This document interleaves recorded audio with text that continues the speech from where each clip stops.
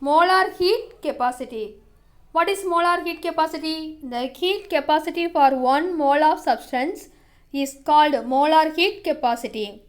What is molar heat capacity? It is defined as the amount of heat observed, that is heat capacity, by 1 mole of the substance to raise its temperature by 1 Kelvin. To raise its temperature by 1 Kelvin. It is named as molar heat capacity. If you move to the calculation part, that is derivation, the Q is directly proportional to M and del T. What is M? Mass of the substance. What is del D? Increase in the temperature. How there is increase in temperature? When heat, that is Q, is supplied to a system, the moles in the system, they absorb the heat and there is increase in the temperature from T1 to T2, that is del T. So Q, that is nothing but supplied heat energy, M is mass of the substance and del T is the amount of heat absorbed by the system. Then Q is directly proportional to M into del T. Then Q is equal to C into M del T. To remove the proportionality constant, we have to put equality sign and proportionality constant. So C is equal to Q by M del T. We need C, so we bring rest of the M del T in denominator. So C is equal to Q by M del T. The constant C is called as heat capacity. The C is called as heat capacity. What is heat capacity? There is nothing but molar heat capacity, that is C is equal to Q by M del T. Del T is nothing but T2 minus T1. So C is equal to Q by M, T2 minus T1 is equal to nothing but Cm is equal to Q by M dt. Q by M del T. The SI unit is joule per Kelvin per mole. The SI unit is joule per Kelvin per mole. Specific heat capacity. Now going to calculate the specific heat capacity. When heat is supplied to a system, there is increase in temperature, isn't it? There is del T. This del T is directly proportional to the heat observed Q and inversely proportional to the mass of the amount of substance. Mass of amount of substance. Del T is directly proportional to Q by M.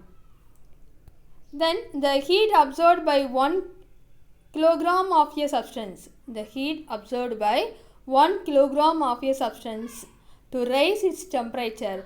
This del T 1 Kelvin at specific temperature is called specific heat capacity. The above we mentioned M and del T. Here M is 1 kilogram. The change in temperature del T it become 1 Kelvin. Then the heat capacity is named as specific heat capacity. Let us move to the calculation part. Del T is directly proportional to Q by M. Q is directly proportional to M into del T. We bring this M towards del T. Then to remove the proportionality, we are going to use equal to sign and one constant. So Q is equal to C into M del T. Then we need C. C is equal to Q by M del T. We need C. Then what is C? C is equal to Q by M into D2 minus T1. C is equal to Q as M is also 1 and D2 minus T1 also 1. So C it become Q, that is specific heat capacity. Units of heat capacity, Cp and Cv. The molar heat capacities can be expressed either at constant volume or constant pressure. If it is constant volume, Cv. If it is constant pressure, Cp. As per the first law of thermodynamics, U is equal to Q plus W. We already know the value of W as minus P del V. Then U is equal to Q minus P del V. Q is equal to U plus P del V. As we need Q, we bring the P del V towards the left hand side. So Q it become Q is equal to U plus P del V. Now we are going to differentiate with respect to the temperature at constant volume. Then dV is equal to 0. Then dou Q by dou T by V is equal to dou U by dou T at constant volume. Then CV is equal to dou U by dou T at constant volume. Similarly, Cp is equal to dou H by dou T at constant pressure.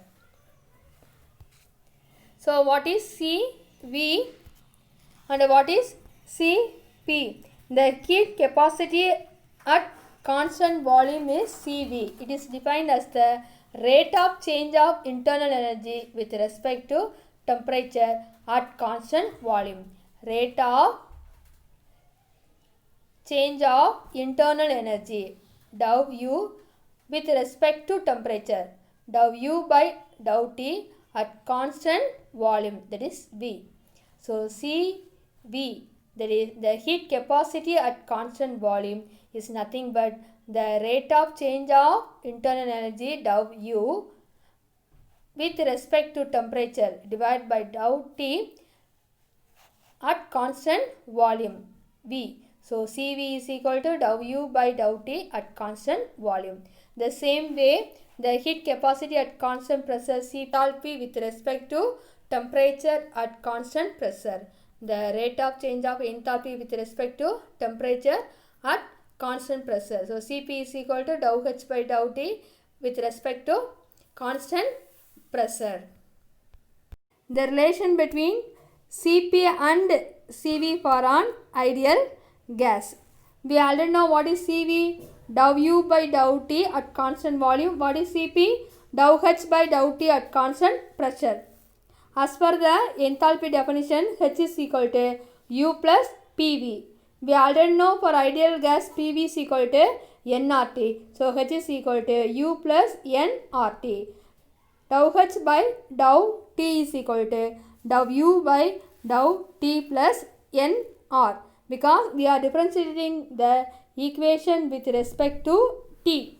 So dou H by dou D is equal to dou U by dou T plus nR. The T will cancel. So Cp is equal to Cv plus nR. Then Cp is minus Cv, that is equal to nR. We already know at constant pressure the processes, the system has to do work against the surrounding. Hence the system would require more heat to effect a given temperature rise than at constant volume. So Cp is always greater than Cp. So Cp minus Cv is equal to nR. By this equation also we conclude Cp is always greater than Cv. Then we are going to calculate the del U and del H. Del U and del H. For 1 mole of an ideal gas, we have Cv is equal to du by dt. Then we need du. So we bring the dt towards the right hand side. du is equal to Cv into dt. For finite chain, del U is equal to Cv into del T. For n moles of an ideal gas, del U is equal to n into Cv, del T is nothing but T2 minus T1. Then del H it becomes n into Cp, D2 minus D1. So by this way we can calculate the value of del U and del H.